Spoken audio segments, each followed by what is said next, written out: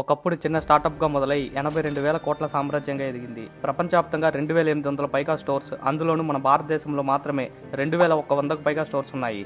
ఏడాదికి ఏకంగా 2,70,00,000 జతల కళ్లద్దాలను నమ్ముతూ ఐవేర్ మార్కెట్ను రూల్ చేస్తున్న కంపెనీ, లీడర్గా ఉన్న కంపెనీ లెన్స్కార్ట్. కానీ లాస్ట్ 2-3 రోజుల నుంచి #బాయ్కాట్ లెన్స్కార్ట్ అని ట్విట్టర్, ఇన్స్టాగ్రామ్, ఫేస్బుక్, యూట్యూబ్ ఇలా ఎక్కడ చూసినా లెన్స్కార్ట్ గురించే ట్రెండ్ అవుతుంది. అసలు ఈ లెన్స్కార్ట్ వివాదం ఏంటి? లెన్స్కార్ట్ CEO పీయూష్ బన్స్వాల్ వీటి మీద ఎలా రియాక్ట్ అయ్యాడు? డీటెయిల్డ్గా ఈ వీడియోలో తెలుసుకుందాం. ఛానల్ని ఇంతవరకు సబ్స్క్రైబ్ చేయకపోతే సబ్స్క్రైబ్ చేసి సపోర్ట్ చేయండి. ఏప్రిల్ 18, 2026 రాత్రి సోషల్ మీడియా ప్లాట్ఫామ్ ట్విట్టర్లో ఒక యూజర్ లెన్స్కార్ట్ తన ఉద్యోగులకు పంపిన ఎంప్లాయీ గ్రూమింగ్ హైజీన్ స్టాండర్డ్స్ అనే 15 పేజీల డాక్యుమెంట్లోని కొన్ని స్క్రీన్ షాట్ని షేర్ చేశాడు. ముందుగా ఇది ఒక రీజనల్ గ్రూప్లో షేర్ అయింది. అక్కడి నుంచి నేషనల్ వైడ్గా ఫుల్గా స్ప్రెడ్ అయ్యి కొన్ని గంటల్లోనే ఆ డాక్యుమెంట్ వైరల్ అయింది. ప్రతి కంపెనీకి వాళ్ళకి సంబంధించిన కొన్ని రూల్స్ అండ్ రెగ్యులేషన్స్ ఉంటాయి. కంపెనీలో ఎలా నడుచుకోవాలి, కస్టమర్స్తో ఎలా బిహేవ్ చేయాలి, సేఫ్టీ మెషర్స్ని ఎలా ఫాలో చేయాలి, అలాగే కొన్ని కంపెనీస్కి సంబంధించిన వాళ్ళ డ్రెస్ కోడ్ కూడా ఉంటుంది. కంపెనీ వాళ్ళే ఆ డ్రెస్ని కూడా ప్రొవైడ్ చేస్తారు. కొన్ని కంపెనీస్కి డ్రెస్ కోడ్ లాంటి రూల్స్ ఏమీ ఉండవు. కానీ ఈ లెన్స్కార్ట్ డాక్యుమెంట్లో ఉండేవి మాత్రం ఏ కంపెనీ రూల్స్ అండ్ రెగ్యులేషన్స్లో ఉండవేమో. స్టోర్స్లో వర్క్ చేసే టైంలో నుదుటిపై ఎటువంటి తిలకం, బొట్టు పెట్టుకోకూడదు అని స్పష్టంగా ఆ స్క్రీన్ షాట్లో రాసింది. మామూలుగా నుదుటి మీద కాకుండా కళ్ళకు మధ్య పై భాగంలో పెట్టుకోవచ్చు, కానీ అది కూడా చాలా చిన్న సైజులో మాత్రమే పెట్టుకోవాలి. మతపరమైనవి ఎలాంటి దారాలు కట్టుకోకూడదు. అంటే తిరుపతికి వెళ్ళినప్పుడు అక్కడి నుంచి దారాలు తెచ్చుకొని మనం కట్టుకుంటాం. అలాంటి దారాలు కట్టుకుంటే లోపలికి అలౌ చేయరు. అలాగే నోస్ రింగ్స్ని కూడా పెట్టుకోకూడదు, గోల్డ్ రింగ్స్ని కూడా పెట్టుకోకూడదు. ఇక్కడ గమనించాల్సిన ముఖ్యమైన విషయం ఏంటంటే సిక్కులు ధరించే టర్బన్ని, అలాగే ముస్లిం ధరించే హిజాబ్ని వేసుకోవడానికి పర్మిషన్ ఉంది. వాటికి కూడా కొన్ని కలర్ కోడ్స్ని ఇచ్చారు.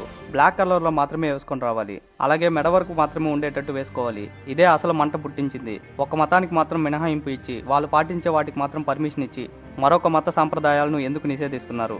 ఇదే హిందూ ప్రజలకు కూడా ఆగ్రహాన్ని తెప్పించింది. అంతే, ఇంకా ట్విట్టర్, ఇన్స్టాగ్రామ్ మిగతా అన్ని సోషల్ మీడియా ప్లాట్ఫామ్స్లో #బాయ్కాట్ అనే నినాదాన్ని మొదలుపెట్టారు. జస్ట్ కొన్ని గంటల్లోనే ప్లే స్టోర్లో లెన్స్కార్ట్ యాప్ రేటింగ్స్ కూడా డౌన్ అయ్యాయి.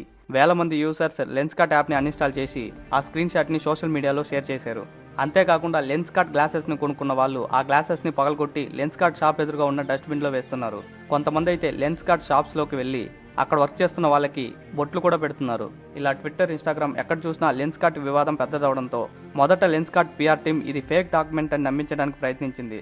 కానీ అందులో ఉన్న లెన్స్కార్ట్ లోగో ఇవన్నీ చూసిన తర్వాత అది లెన్స్కార్ట్కి సంబంధించిన ఒరిజినల్ డాక్యుమెంట్ అని కన్ఫర్మ్ అయింది. ఇంకా ఈ వివాదం పెరిగి పెద్దదవడంతో లెన్స్కార్ట్ CEO పీయూష్ బన్స్వాల్ రియాక్ట్ అయ్యాడు. ఆ డాక్యుమెంట్ లెన్స్కార్ట్కి సంబంధించిన ఒరిజినల్ డాక్యుమెంట్, కానీ అది పాత డాక్యుమెంట్. ఆ డాక్యుమెంట్లో ఉన్న తప్పుల్ని సెర్చ్ చేసి కొత్త డాక్యుమెంట్స్ని కూడా రిలీజ్ చేశామని చెప్పారు. కొత్త డాక్యుమెంట్ని ఎప్పుడు 2-3 ఇయర్స్ బ్యాక్ రిలీజ్ చేశారనుకున్నారు. కాదు, ఆ డాక్యుమెంట్ని సెర్చ్ చేసి కొత్త డాక్యుమెంట్ని రిలీజ్ చేసింది ఫిబ్రవరి 2026లో, అంటే 2 నెలల ముందు. కానీ ఒకటి మాత్రం అర్థం కాని విషయం ఏంటంటే షాప్స్కి వచ్చి గ్లాసెస్ని కొనే వాళ్ళు ఏం చూస్తారు? గ్లాసెస్ బాగున్నాయా, మన ప్రైస్ రేంజ్లో వస్తున్నాయా, ఇవి మాత్రమే ఒక కస్టమర్స్ చూసి కొనుక్కుంటాడు. అంతేకాని అమ్మే వాళ్ళు ఏ మతానికి చెందిన వాళ్ళు, చేతికి దారాలు కట్టుకున్నారా, బొట్టు పెట్టుకున్నారా, టాటూస్ ఏమైనా ఉన్నాయా, ఇవి చూసి అయితే అసలు కొనరు. ఈ డాక్యుమెంట్ని ఎవరు రెడీ చేశారనే పేరు మాత్రం ఇంతవరకు బయటికి రాలేదు. ఈ డాక్యుమెంట్ని పీయూష్ బన్స్వాల్ అసలు చదివాడా అనే విమర్శలు కూడా వస్తున్నాయి.